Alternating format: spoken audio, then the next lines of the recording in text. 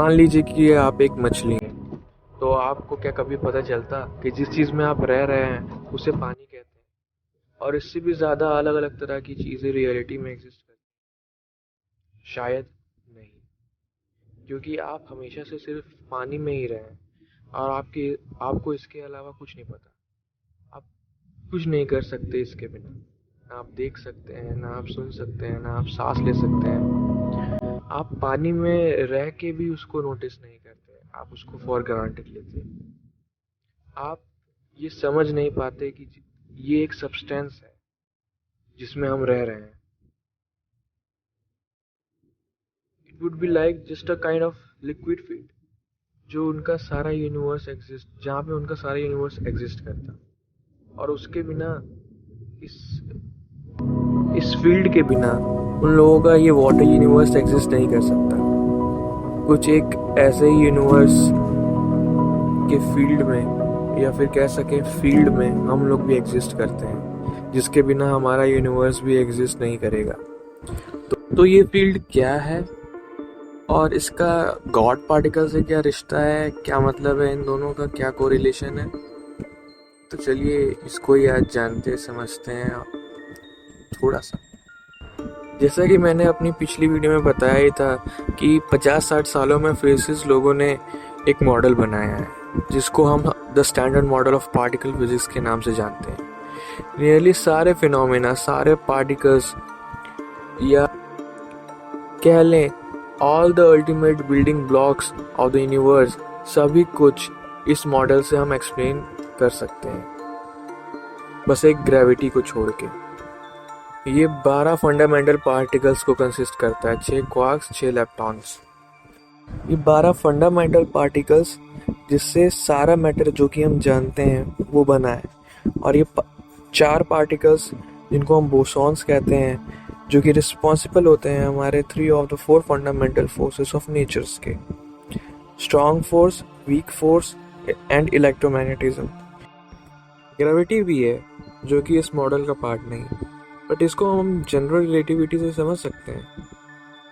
इन standard model के particle से और ग्रेविटी के साथ we can pretty much make everything in the universe. लेकिन 2012 तक स्टैंडर्ड मॉडल में कुछ गैप्स या हम लोग कह लें कुछ फ्लॉज थे, क्योंकि ये कहता था इसके अकॉर्डिंग जितने भी फोर्स पार्टिकल्स हैं इस थ्योरी में दे शुड हैव मासलेस। लेकिन जबकि एक्सपेरिमेंट्स में पाया गया कि photons is Indeed massless but weak force bosons have मास। इस थ्योरी की यही फ्लॉ थी कि ये इनकंसिस्टेंट वे में बताती है कि how the weak force worked. In late 1950s physicist लोगों को इस प्रॉब्लम या फ्लॉ ने बहुत ज़्यादा परेशान किया। उन्होंने जितनी भी कोशिश की इसको सॉल्व करने की, उसके सॉल्व होने के बजाय इसने और ज़्यादा थ्योरेटिकल प्रॉब्लम्स क्रिएट करना शुरू कर दिया।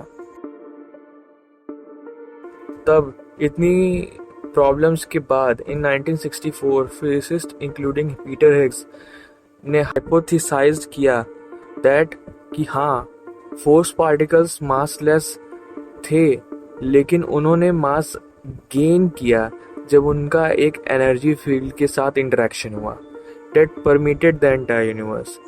हम सोचते हैं कि मास एक इंट्रिंसिक प्रॉपर्टी है थिंग्स की, जबकि फिजिसिस्ट का मानना है कि बिना हिग्स बोसॉन के मास फंडामेंटली एग्जिस्ट ही नहीं करेगा। Higgs field responsible for the fact that some particles should not have mass. उनके पास भी मास है, और बिना मास के तो यूनिवर्स एग्जिस्ट ही नहीं करता। तो इसलिए हिग्स बोसॉन इतना ज़्यादा इम्पॉर्टेंट है that it is literally labeled as the God particle by some journalists. ये कैसे काम करता है? थियोराइज्ड ये है कि होता ये है कि हर पार्टिकल अलग तरीके से इस फील्ड से इंटरेक्ट करता है। जो पार्टिकल इस फील्ड से ज़्यादा इंटरेक्ट करता है tends to have greater mass as compared to the particle that don't interact with it as much. चलिए पानी का फिर से एग्जांपल लेते हैं। ये पॉइंटेड मछली पानी में बहुत तेज़ी से मूव कर सकती है, क्योंकि इसके ऊपर लोअर रेजिस्टेंस लगेगा, जबकि एक बड़ा ब्लॉक इसके ऊपर ज़्यादा पानी का रेजिस्टेंस लगेगा, इस वजह से ये स्लो मूव करेगा। उसी तरीके से सब एटॉमिक पार्टिकल्स भी कुछ ऐसा ही करते हैं। वो पार्टिकल जो कि हिग्स बोसॉन से हिग्स फील्ड में बहुत कम इंटरेक्ट करते हैं tend to have less mass as compare to the particles जो कि हिग्स बोसॉन से हिग्स फील्ड में बहुत ज़्यादा इंटरेक्ट करते हैं। उनका मास ग्रेटर होता है, वो ज़्यादा मास गेन कर पाते हैं। जैसे H2O से पानी बनती है, उसी तरीके से हिग्स बोसॉन से हिग्स फील्ड बनती है।